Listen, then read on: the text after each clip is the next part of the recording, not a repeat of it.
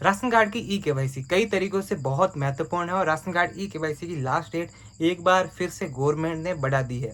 अब आप 31 मई तक ऑलमोस्ट है ई केवाईसी करवा सकते हैं अपने राशन कार्ड के अंदर जुड़े सभी सदस्यों की। अब सभी सदस्यों की ई केवाईसी करवाना अनिवार्य है। गवर्नमेंट ने भी बहुत सारे जो है यहाँ पे नियम लागू कर दिए हैं कि जो ई केवाईसी नहीं करवाते हैं उनको अस्थायी रूप से डिलीट किया जा रहा है। मतलब अस्थायी रूप से मतलब कि डिलीट तो नहीं होंगे लेकिन उनको राशन नहीं मिलेगा। एक तरीके से उन्हें इनएक्टिव कर दिया जाएगा, वो एक्टिव श्रेणी के अंदर नहीं होंगे, उन्हें राशन नहीं मिलेगा।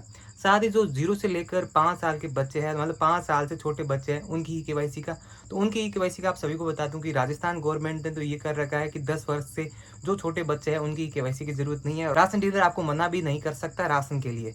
लेकिन जो इंडियन गवर्नमेंट है, एनएफएस है, वहां पे कोई भी ऐसा ऑफिशियली आदेश जारी नहीं किया गया है। लेकिन वहां पर भी यही नियम रहने वाला है। लेकिन जो 5 साल से छोटे बच्चे हैं उनकी ई केवाईसी की ऑलमोस्ट जरूरत नहीं है। आप भी एक तरीके से समझते हैं कि आधार कार्ड के अंदर जब तक बायोमेट्रिक नहीं होगा तब तक वो ई केवाईसी कंप्लीट नहीं करवा पाएगा। चाहे वो आइरिस हो, फेस हो, बायोमेट्रिक हो, किसी भी तरीके से वो ई केवाईसी कंप्लीट नहीं करवा सकता है।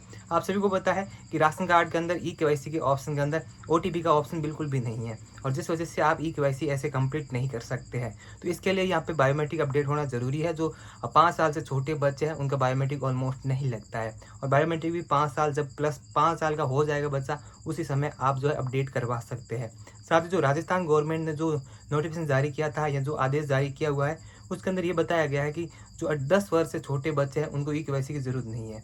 क्योंकि कारण भी उन्होंने बताया है, कारण ये है कि अभी उनके आधार कार्ड के अंदर अपडेट का कार्य चल रहा है।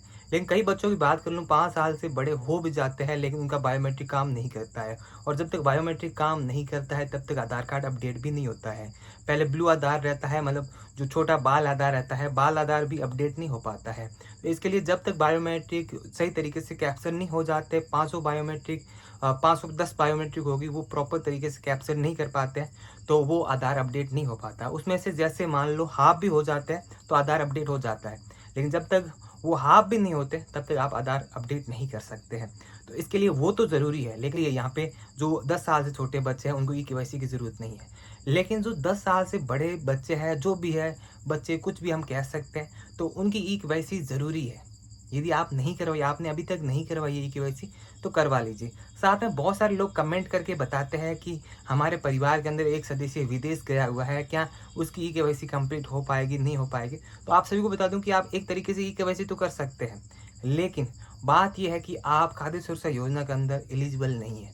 कोई भी विदेश जाता है पर्सन तो वो खाद्य सुरक्षा योजना के अंदर एलिजिबल नहीं है। जैसे वो विदेश चला गया है तो उसको राशन की जरूरत ही नहीं है, फिर आपके परिवार को भी जरूरत नहीं है। वो गया है तो कुछ कमाने के लिए गया है, कमाने के लिए गया है तो वहाँ की अर्निंग भी ज़्यादा होगी। तो इस वजह से जो है आप भी खाद्य सुरक्षा योजना के अंदर एलिजिबल नहीं है। आप सभी को पता है जो भी खाद्य सुरक्षा योजना के अंदर जुड़े परिवार हैं उनकी जो वार्षिक आय है वो सिर्फ 1 लाख रुपए ही है। 1 लाख रुपए से ज़्यादा नहीं है, 1 लाख रुपए ही है। और साथ में बहुत सारी टर्म एंड कंडीशन है, उसके बेसिस पे आपको खाद्य सुरक्षा योजना के अंदर जोड़ा जाता है या फिर कंटिन्यू रखा जाता है।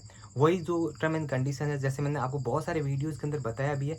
जैसे यहाँ पे 1 लाख इनकम की तो हो गई, लेकिन आपके परिवार के अंदर कोई भी आय कर दाता नहीं होना चाहिए। साथ में 4 व्हीलर वाहन नहीं होना चाहिए। जो येलो नंबर प्लेट है उस प्लेट वाले वाहन को छोड़ के, नंबर प्लेट वाले वाहन को छोड़ के बाकी सभी वाहन जो यहाँ पे इस कैटेगरी के अंदर आते हैं तो वो अनएलिजिबल है खाद्य सुरक्षा योजना के अंदर। ट्रैक्टर और यहाँ पे जो येलो प्लेट वाली वाहन है उनको छोड़ के। साथ में यदि किसी परिवार के अंदर कोई भी व्यक्ति सरकारी नौकरी या फिर सरकारी नौकरी के अंदर भी लगा हुआ है तो वो भी खाद्य सुरक्षा योजना के अंदर एलिजिबल नहीं है। तो बहुत सारी चीज़ें हैं, बहुत सारी चीज़ें लागू होती है। तो इसके लिए जो खाद्य सुरक्षा योजना के जो नियम बनाए हुए हैं उसके तहत यदि आप फिट बैठते हैं, और बहुत सारे निष्कासन सूची भी बनाई गई है, 8 पॉइंट है निष्कासन सूची के, उसमें से भी एक पॉइंट भी आपके ऊपर लागू होता है तो आप भी खाद्य सुरक्षा योजना के अंदर नहीं रह पाओगे।